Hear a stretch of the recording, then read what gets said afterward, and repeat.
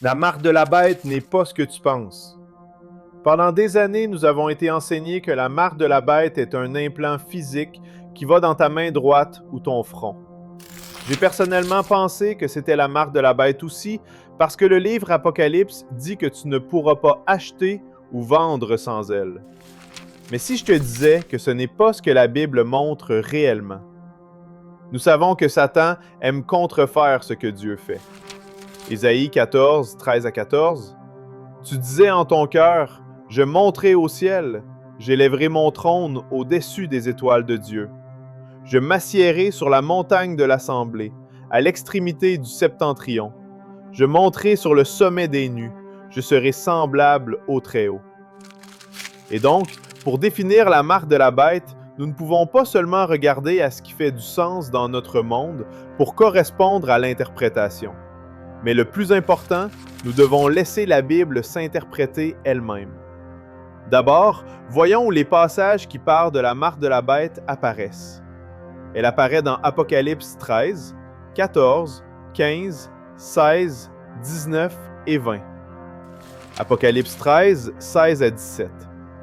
Et elle fit que tous, petits et grands, riches et pauvres, libres et esclaves, reçussent une marque sur leur main droite ou sur leur front, et que personne ne put acheter ni vendre sans avoir la marque, le nom de la bête ou le nombre de son nom. Maintenant, basé sur ceci, il serait juste de penser que cette marque est une marque physique, comme un implant ou un tatouage, comme tous les films à propos des temps de la fin ont toujours dépeint. Ou comme beaucoup de pasteurs et enseignants de la Bible spéculent et enseignent. Mais que dit la Bible? Maintenant, souviens-toi que Satan aime imiter Dieu, mais dans sa propre manière tordue. Donc, s'il y a une marque de la bête, alors il doit y avoir une marque de Dieu. Le mot « marque » peut aussi être utilisé dans le mot « sceau », comme dans le sceau de Dieu. Donc, si nous pouvons découvrir quelle est la marque ou le sceau de Dieu, nous pouvons découvrir ce que c'est que Satan est en train d'imiter. Et ceci, mes amis, est la manière appropriée d'interpréter la Bible, spécialement quand il s'agit du livre de l'Apocalypse, parce que 90% du livre, sinon plus, sont toutes des choses qui furent précédemment révélées et dispersées à travers tous les prophètes bibliques. L'erreur des pasteurs et enseignants de la Bible est que beaucoup essaient d'interpréter le livre de l'Apocalypse sans consulter les prophètes bibliques et finissent avec beaucoup de différentes théories. Mais la Bible s'interprète toujours elle-même, parce que toutes choses seront établies par le témoignage de 2 ou 3 témoins. C'est ce que la loi de Dieu dit dans Deutéronome 17, 6. Donc, basé sur cela, il ne devrait y avoir rien dans le Nouveau Testament qui n'a pas été précédemment révélé une fois avant dans l'Ancien Testament. Amos 3, 7. Car Yahweh, l'Éternel, ne fait rien sans avoir révélé son secret à ses serviteurs, les prophètes. Ok, alors voyons quelle est la marque de Dieu. Ceci va aller en détail, donc je suggère que tu sortes ton bloc-notes parce que ceci va être bon. D'abord de tout, dans le livre de l'Apocalypse, nous obtenons une mention de la marque ou du sceau de Dieu sur les croyants. Apocalypse 7, 3. Ne faites point de mal à la terre, ni à la mer, ni aux arbres, jusqu'à ce que nous ayons marqué du sceau le front des serviteurs de notre Dieu. Mais ce passage ne nous dit pas ce que c'est, donc continuons ici. Dans Apocalypse 14, 1 et 22, 4, nous obtenons l'information que le sceau de Dieu est le nom du Père sur leur front.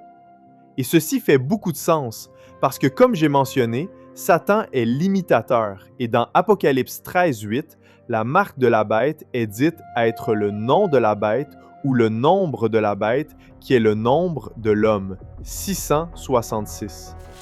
Donc le langage ici est soit littéral ou figuratif. Si c'est littéral, l'ange écrira littéralement le nom du Père sur le front des croyants. Mais ceci est improbable, parce qu'à travers l'histoire, nous n'avons jamais vu des gens avec le nom du Père estampé sur leur front. Donc il est sûr d'assumer que la marque de la bête et la marque de Dieu n'est pas une écriture physique du nom sur le front, mais plutôt ce serait figuratif ou spirituel. continuons à explorer si la Bible ne nous dit pas exactement ce que cela signifie d'avoir le nom de quelqu'un sur ton front. Dans Éphésiens 1:13, 4:30 et 2 Corinthiens 1, 21 à 22, Paul écrit que les croyants sont scellés avec le Saint-Esprit jusqu'au jour de la rédemption. Ceci renforce la compréhension que la marque de Dieu ou le sceau de Dieu est spirituel. Mais maintenant, le moment que vous avez tous attendu. Creusons dans les prophètes bibliques et pour être honnête, c'est ici que nous trouverons les réponses à nos questions. Ézéchiel 9, 4 à 6. L'Éternel lui dit, « Passe au milieu de la ville, au milieu de Jérusalem, et fais une marque sur le front des hommes qui soupirent et qui gémissent à cause de toutes les abominations qui s'y commettent. Et, à mes oreilles, il dit aux autres, « Passez après lui dans la ville et frappez, que votre œil soit sans pitié et n'ayez point de miséricorde. Tuez, détruisez les vieillards, les jeunes hommes, les vierges, les enfants et les femmes. Mais n'approchez pas de quiconque aura sur lui la marque, et commencez par mon sanctuaire. » Ils commencèrent par les anciens qui étaient devant la maison. Ici, nous pouvons voir que la marque de Dieu consiste en une marque de protection des jugements qui sont versés sur la terre. Aussi, nous obtenons l'information précieuse que cette marque est un résultat de haïr le mal. Ils sont ceux qui restent purs aux yeux de Dieu. Ok, continuons. Exode 13, 9. Ce sera pour toi comme un signe sur ta main et comme un souvenir entre tes yeux, afin que la loi de l'Éternel soit dans ta bouche, car c'est par sa main puissante que l'Éternel t'a fait sortir d'Égypte. La loi de Dieu est décrite comme un signe sur la main et un mémorial entre les yeux, qui est le front. Et ici aussi, dans Exode 13, 16. Exode 13, 16. Ce sera comme un signe sur ta main et comme des frontaux entre tes yeux, car c'est par sa main puissante que l'Éternel nous a fait sortir d'Égypte. Ceci commence à peindre une image beaucoup plus claire. Dieu dit que si nous gardons la loi, notamment la célébration de la Pâque, que cela sert comme une marque. Cela montre que tu lui appartiens. Ok, mais ce n'est pas tout. Dieu le dit explicitement dans le schéma, la prière la plus importante de l'Ancien Testament, celle que Jésus cite dans l'Évangile de Luc quand il est demandé quel est le plus grand commandement. Deutéronome 6, 6 à 9. Et ces commandements que je te donne aujourd'hui seront dans ton cœur. Tu les inculqueras à tes enfants et tu en parleras quand tu seras dans ta maison, quand tu iras en voyage, quand tu te coucheras et quand tu te lèveras. Tu les liras comme un signe sur tes mains et ils seront comme des frontaux entre tes yeux. Maintenant, ceci est aussi explicitement répété dans Deutéronome 11, 18.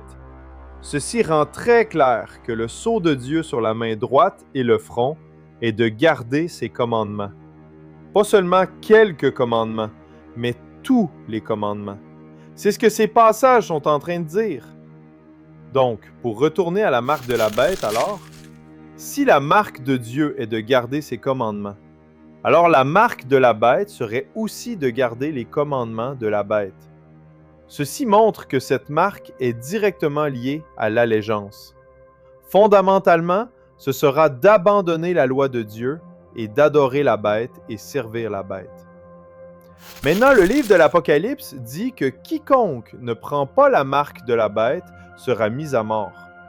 Et ceci nous montre que cette bête ne tolérera pas si quelqu'un ne se soumet pas à lui. Donc, la bête sera en opposition directe à la loi de Dieu et te fera choisir un camp. Ceux qui sont prêts à compromettre prendront la marque, tandis que ceux qui ne sont pas prêts à compromettre seront éliminés.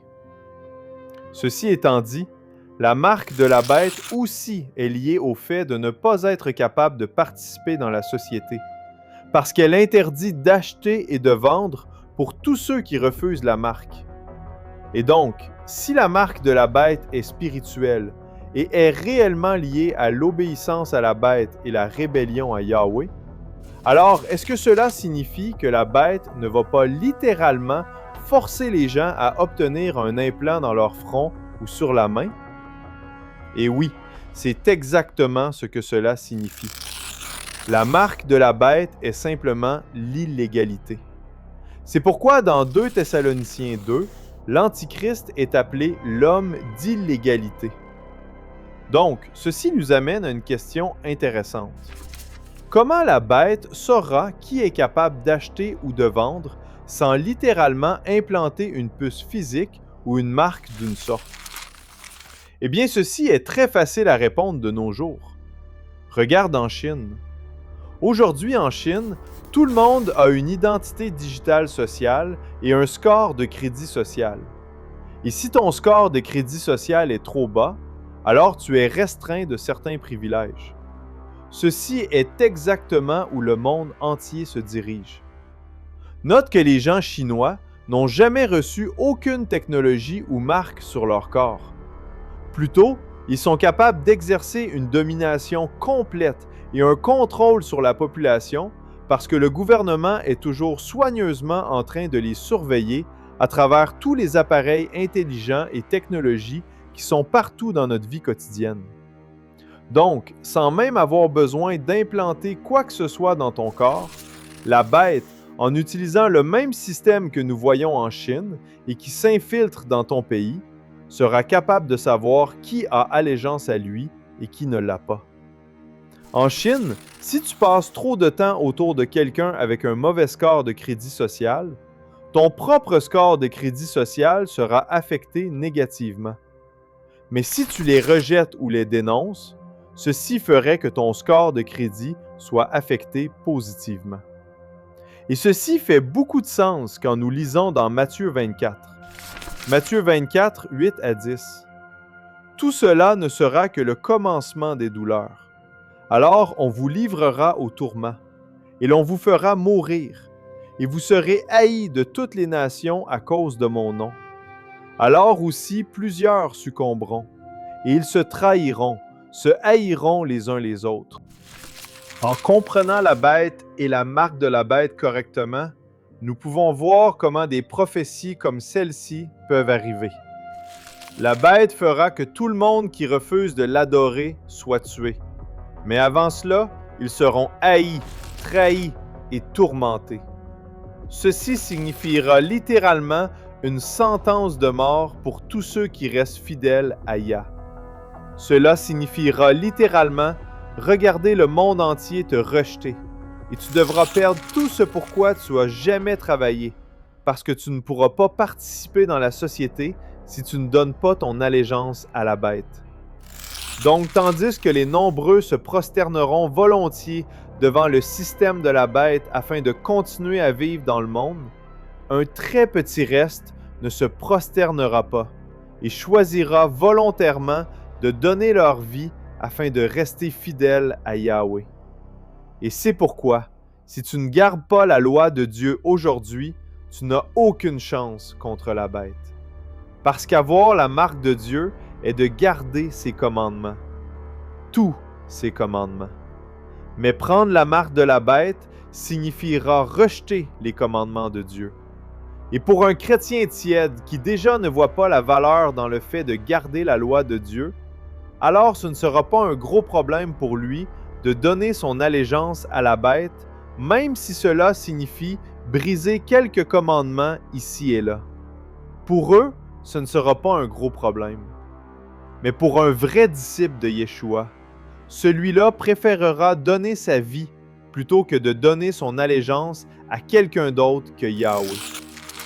Maintenant, dans le livre de 2 Maccabées, qui était dans nos Bibles jusqu'à l'année 1826, nous pouvons lire comment manger des choses impures était une abomination.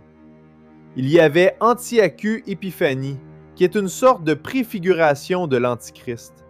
Et dans les livres des Maccabées, tu peux voir que ce leader grec haïssait les Juifs et l'Élohim d'Israël. Il commettait beaucoup d'abominations afin de forcer les Juifs à quitter leur religion.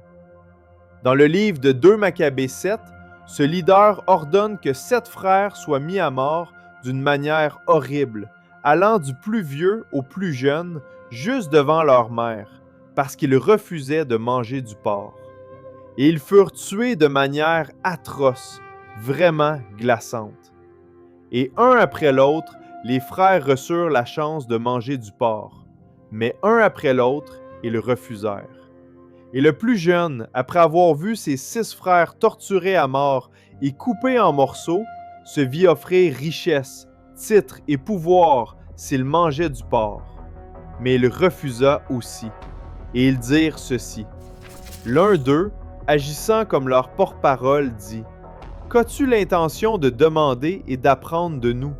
Car nous sommes prêts à mourir plutôt que de transgresser les lois de nos pères. » Donc tu vois que ceci est très sérieux. Et en passant, beaucoup de gens disent faussement que Antiochus Épiphane, ce méchant leader grec, était celui qui a établi l'abomination de la désolation.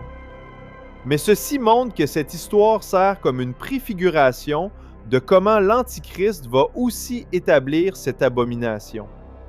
Et pour comprendre l'abomination de la désolation, qui est la bête, l'Antichrist et la marque de la bête, nous devons étudier le livre de Daniel, parce que c'est ce que Jésus a dit que nous devrions faire. Matthieu 24,15.